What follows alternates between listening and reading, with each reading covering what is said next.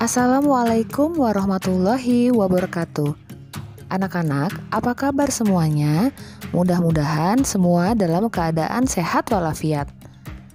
Bertemu lagi dengan Ibu Mela Septianingsih dari SDN Wujanggadung. Kali ini kita akan mempelajari materi tema 1, subtema 1, pembelajaran ketiga. Ingat ya, untuk tetap menjaga kesehatan dengan cara rajin mencuci tangan, memakai masker, menjaga jarak, tetap di rumah saja.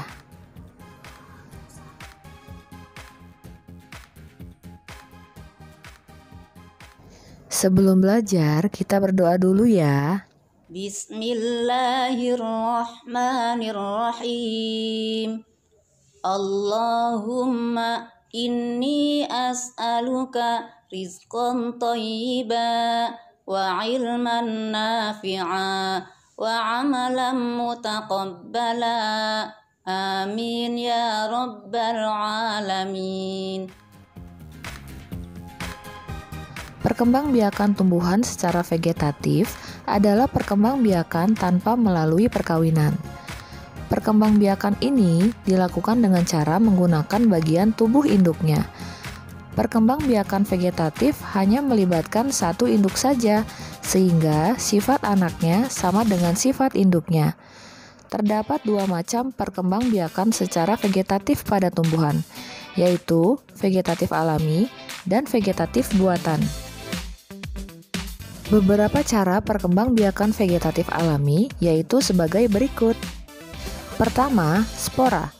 Spora adalah inti sel yang berubah fungsi menjadi alat perkembangbiakan. Pada tumbuhan paku, spora dibentuk pada daun. Spora terletak di dalam kotak sporangium yang berkumpul di dalam sorus. Sorus adalah kumpulan kotak spora.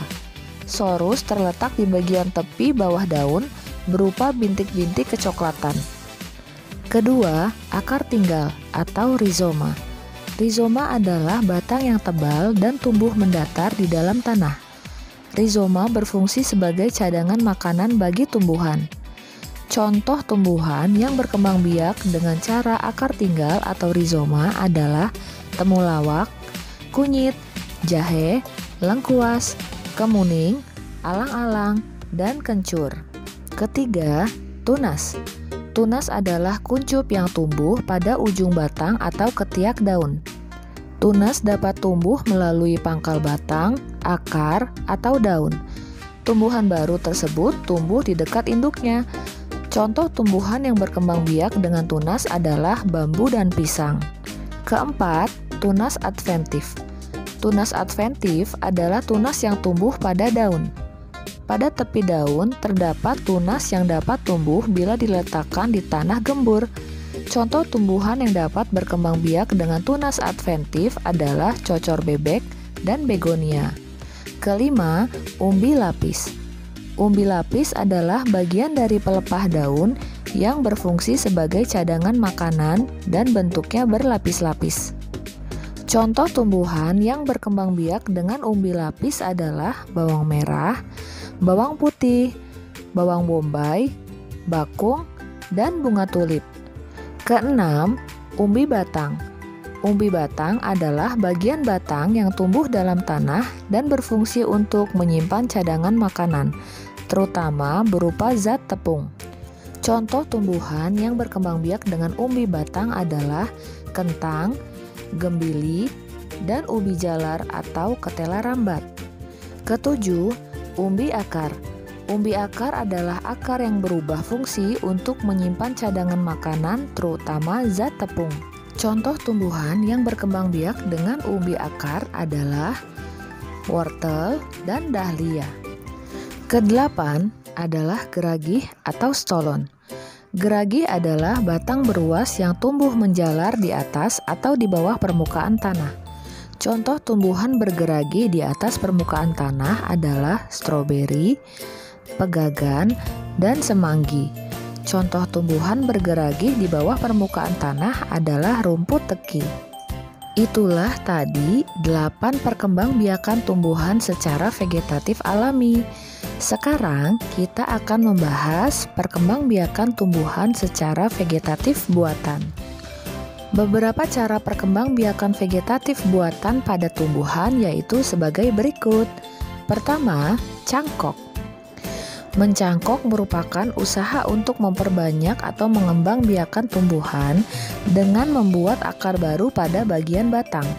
Pada umumnya, jenis-jenis tumbuhan yang biasa dicangkok adalah tanaman buah-buahan seperti jambu, mangga, jeruk, dan belimbing.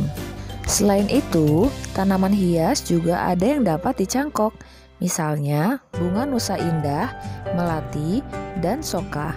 Kedua, stek. Stek merupakan cara memperbanyak tanaman dengan menanam potongan bagian tertentu dari tanaman. Terdapat 3 macam stek, yaitu stek batang, stek daun, dan stek akar. Contoh tanaman dengan perkembangbiakan stek batang yaitu ketela pohon, tebu, dan sirih. Contoh tanaman dengan perkembangbiakan stek daun yaitu cocor bebek, begonia, dan sansevieria. Sedangkan contoh tanaman dengan perkembangbiakan stek akar yaitu sukun dan kersen. Ketiga, menyambung atau mengenten.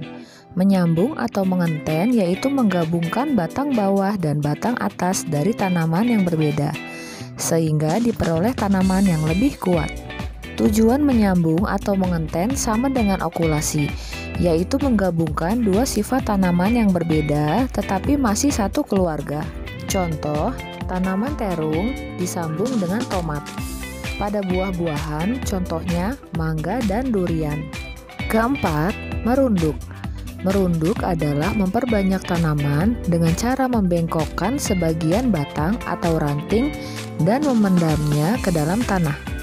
Contoh tumbuhan yang berkembang biak dengan cara merunduk adalah apel, bougainville, arbei, tebu, stroberi, dan melati. Kelima, okulasi atau menempel. Okulasi atau menempel adalah cara memperbanyak tanaman dengan menempelkan tunas muda pada ranting atau batang tanaman induk. Tujuan okulasi adalah menggabungkan 2 sifat tanaman yang berbeda sehingga mendapatkan tanaman yang sifatnya lebih baik dari induknya. Contoh tanaman yang biasa diokulasi adalah jeruk, rambutan, dan durian. Setelah mempelajari perkembangbiakan tumbuhan secara generatif dan vegetatif, klasifikasikan beberapa jenis tumbuhan pada tabel berdasarkan pengamatanmu. Ada pada halaman 38. Setelah selesai belajar, sekarang kita membaca doa akhir pertemuan. Bismillahirrahmanirrahim. Subhana rabbika rabbil izzati amma yasifun wa salamun alal mursalin walhamdulillahi rabbil alamin. Demikianlah video pembelajaran kali ini. Sampai jumpa pada video pembelajaran selanjutnya. Tetap semangat belajar ya. Wassalamualaikum warahmatullahi wabarakatuh.